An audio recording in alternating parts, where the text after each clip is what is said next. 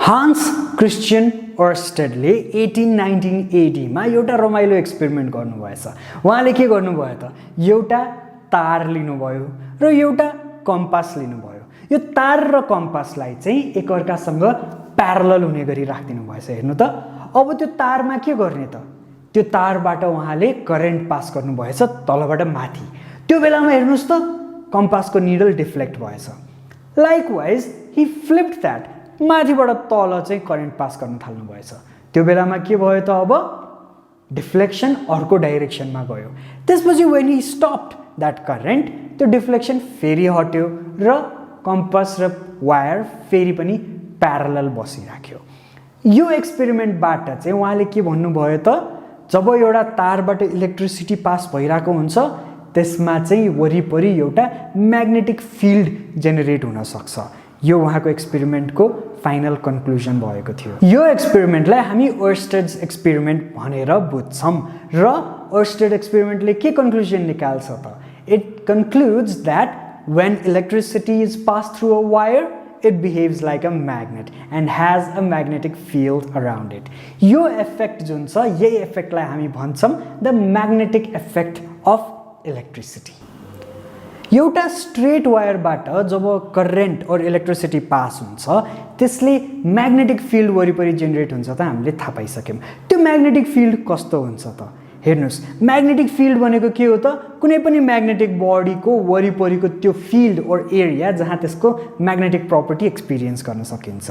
त्यसको लागि हामीले फ्लेमिङ्स राइट ह्यान्ड थम्ब रुल भन्ने सिक्छौँ, जुनमा हेर्नुस् त, थम्ब हामीले लियौँ भने हातलाई यसरी ग्रिप गर्दाखेरि यो माथिबाट तल इलेक्ट्रिसिटी आइरहेको छ भने यो फिङ्गर्सहरू जुन डाइरेक्सनमा गइरहेछ त्यो डाइरेक्सनमा म्याग्नेटिक फिल्ड जान्छ रे। सो यसरी चाहिँ हामीहरूले स्ट्रेट वायरको म्याग्नेटिक फिल्ड पत्ता लगाउन सक्यौँ when electricity passes through it. अब हामी पढ्छौँ about the magnetic field around a circular wire. Circular वायरमा चाहिँ के हुन्छ त, हेर्नुस् त, तार यसरी बटारिएर कर्भ भएर गएको छ।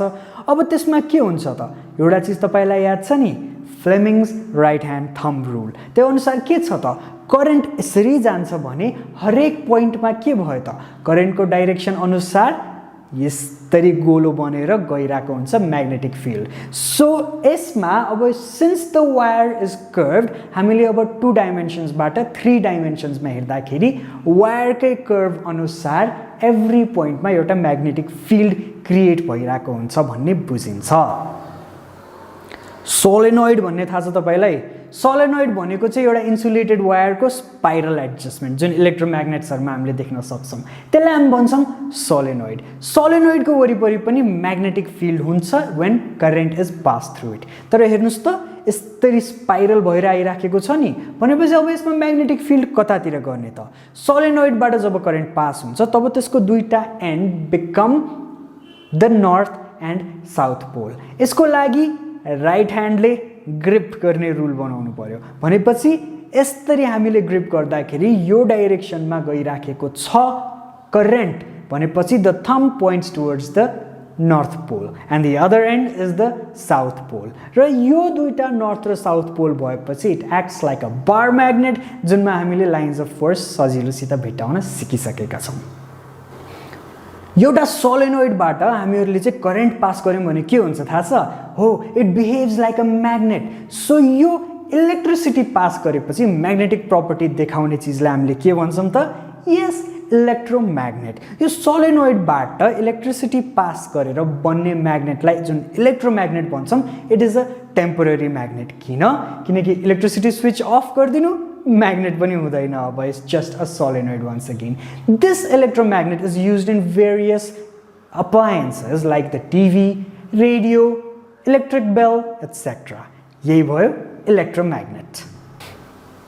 इलेक्ट्रोम्याग्नेट भन्नको लागि त्यसलाई डिफरेन्ट क्यारेक्टर्सहरूले आइडेन्टिफाई गर्न सकिन्छ र त्यसको स्ट्रेन्थहरू पनि एकदम रमाइलो छ। सो इलेक्ट्रोम्याग्नेट भनेको के हो त? It is always a temporary magnet जुनको पोलारिटी पनि हामीले स्विच गर्न सक्छौँ। नर्थ र साउथ पोललाई हामीले स्विच सजिलै गर्न सक्छौँ।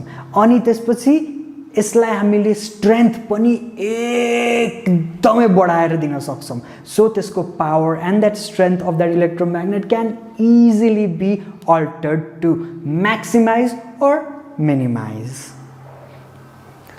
लाइकवाइज इलेक्ट्रोम्याग्नेट चाहिँ स्टोर गर्दाखेरि डिम्याग्नेटाइज हुँदैन these are some of the characters of electromagnet likewise अब इलेक्ट्रोम्याग्नेटको युजेस पनि हुन्छ हेर्नुहोस् इलेक्ट्रोम्याग्नेटको युजेस के भयो त इन्डस्ट्रिजहरूमा हेभी मेटालिक अब्जेक्ट्सहरू उठाउनको लागि सजिलोसित हुन्छ ट्र्यासबाट मेटलिक आइटम्सहरू छुट्याउनको लागि सजिलो हुन्छ कन्स्ट्रक्सन इन्डस्ट्रीमा मेटल र नन मेटल छुट्याउनको लागि पनि सजिलोसित सकिन्छ as long as that metal is a magnetic metal म्याग्नेटले अट्र्याक्ट हुने चिजलाई अट्र्याक्ट गरेर छुट्याउन पनि सकियो र म्याग्नेटिक कुराहरूलाई बोकेर एउटा ठाउँबाट अर्को ठाउँसम्म ट्रान्सपोर्ट पनि गर्न सकियो र of course one of the most common uses of electromagnet it is used in electrical appliances like TV, radios, etc.